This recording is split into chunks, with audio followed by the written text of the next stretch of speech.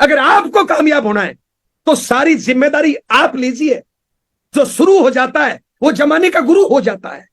जब तक लोगों से उम्मीद करोगे तब तक कुछ नहीं कर पाओगे।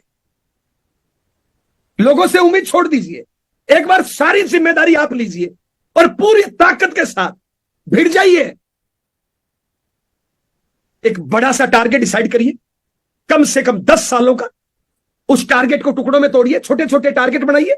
एक बड़ा टारगेट आपने डिसाइड किया कि मुझे 10 सालों में आरसीएम से 10 लाख रुपए महीने पे पहुंचना है। ये बड़ा टारगेट है, बड़ा गोल है आपका।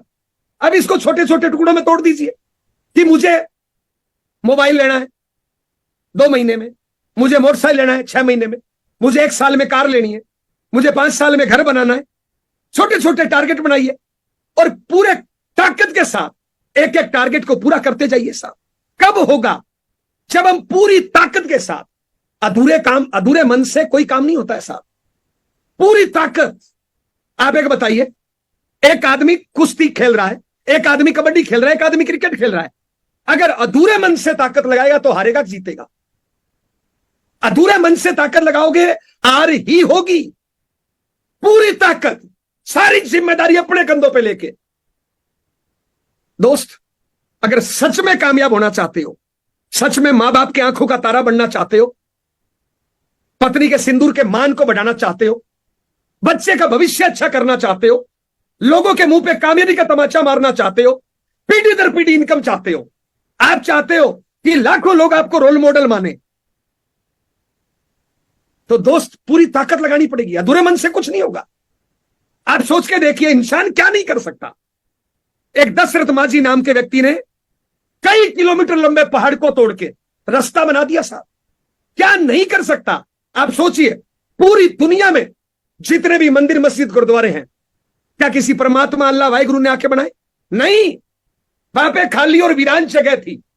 आप जैसा एक दानी पुनी आदमी आया, वहां पे ईंट सीमेंट पत्थर डाली और धीरे धीरे धीरे धीरे वहां पे मंदिर मस्जिद गुरुद्वारा बन गया।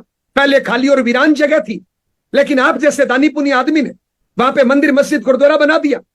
जैसे ही मंदिर मस्जिद गुरुद्वारा बन गया, लोग पूजा करना शुरू कर देते हैं, फूल चढ़ाना शुरू कर देते हैं, प्रसाद चढ़ाना शुरू कर देते हैं, दुआएं मांगना शुरू कर देते हैं, मन्नतें मांगना शुरू कर देते हैं। लोगों की दुआएं, लोगों की मन्नतें पूरी हो जाती है।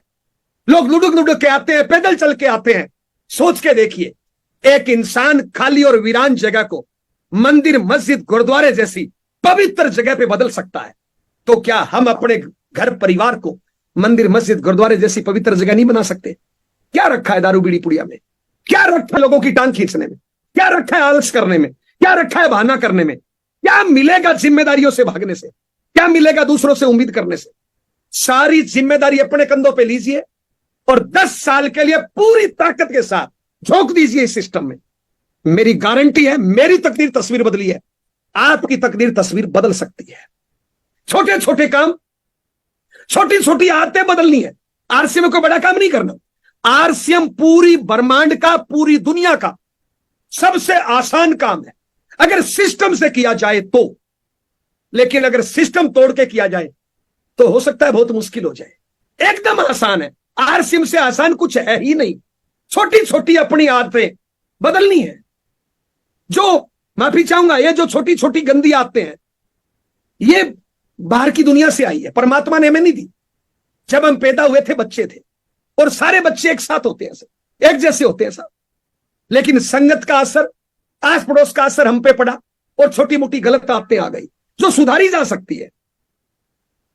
एग्जाम्पल, लक्ष्मी बहन ने मीटिंग शुरू करी। मैं एग्जाम्पल देना चाहूंगा। मान लो लक्ष्मी बहन एक बड़े घर की लड़की है जिन्होंने कभी शरीर से मेहनत नहीं करी। मान लो आज लक्ष्मी बहन को खेती करना पड़े, फावड़ा चलाना पड़े। आज तक उसने चलाया नहीं है।